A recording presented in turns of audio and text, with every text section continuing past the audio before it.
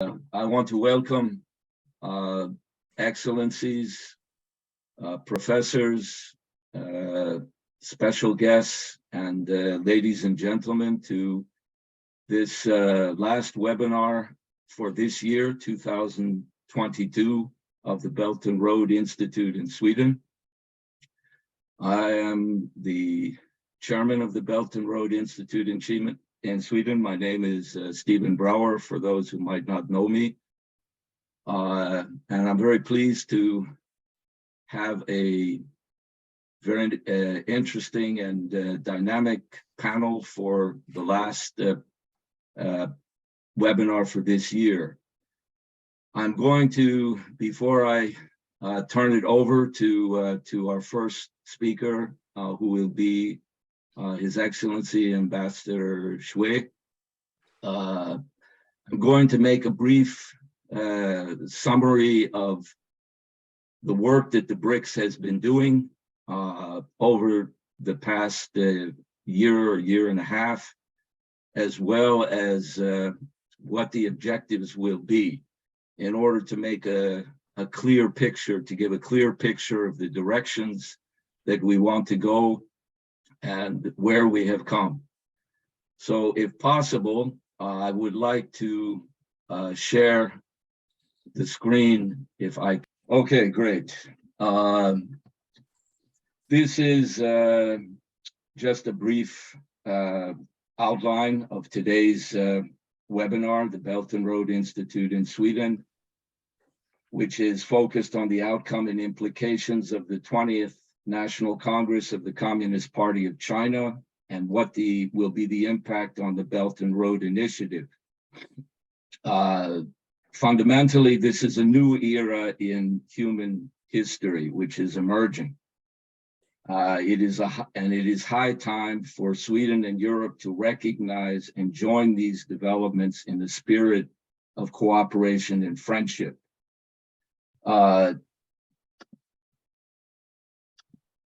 This is a brief outline of the focus of the Belt and Road, which was put out by the BRICS in the very beginning as a outline for what global connectivity means.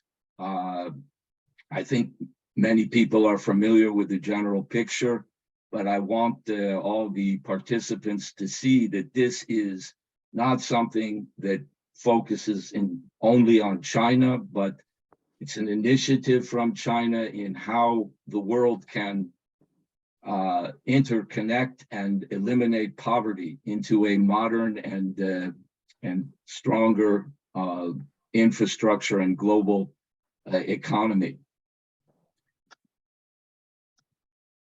I'm going to just do something briefly because I think that we are facing one of the great problems here in the West and in Europe is a censorship problem. As much as they love to use the term freedom in terms of directly attacking many of the Asian countries, including China, but I think that it's important to identify at least some of the immediate parameters of Xi Jinping's address to hold high the banner of socialism with Chinese characteristics and strive to, in unity, to build a modern socialist country in all respects. He made an address which was quite long, but the immediate substance of it is the following. The 20th National Congress of the Communist Party of China is a meeting of great importance. It takes place at a critical time as the entire party and the Chinese people of all ethnic groups embark on a new journey to build China into a modern socialist country in all respects and advance towards the second centennial goal. The theme of this Congress is holding high the great banner of socialism with Chinese characteristics, fully implementing the thought on socialism with Chinese characteristics for a new era, carrying forward the great founding spirit of the party staying confident and building strength, upholding fundamental principles and breaking new ground, forging ahead with enterprise and fortitude, and striving in unity to build a modern socialist country in all respects and advance the great rejuvenation of the Chinese nation on all fronts. This was the immediate introduction. I think that this states quite positively the direction that China wishes to go in the coming decades. And in no way does this characterize or should be or could be interpreted as a threat to Western civilization. Therefore, the spirit of joining in friendship and cooperation is clearly in the interests of all people, despite the general remarks of both Sunak in Britain and President Biden, who identified not as cooperation and friendship, but rather as an intense competition.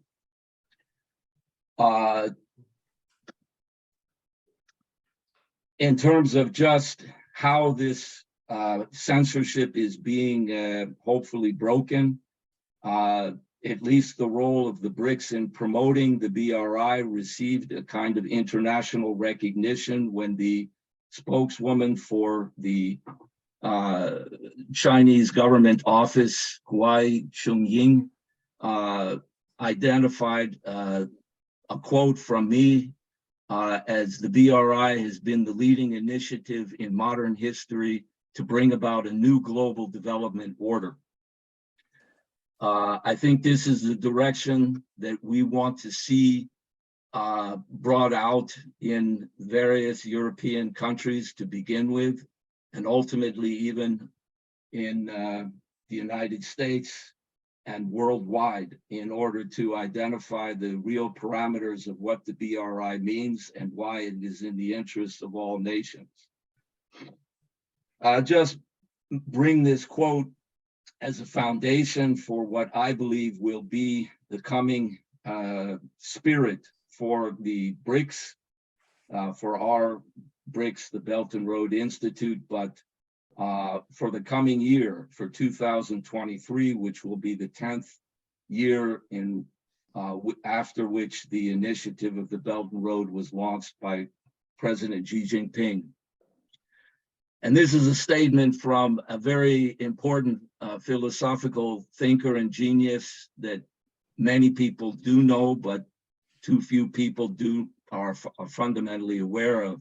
But I think it defines the spirit that we want to identify. So I'm just going to read it briefly. It's not very long. This is from a quote from Gottfried Wilhelm Leibniz. I consider it a singular plan of the fates that human civilization and refinement should today be concentrated, as it were, in the two extremes of our continent, in Europe and in China, which adores the Orient as Europe does the opposite edge of the earth. Perhaps supreme providence has ordained such an arrangement so that as the most cultivated and distant peoples stretch out their arms to each other, those in between may gradually be brought to a better way of life.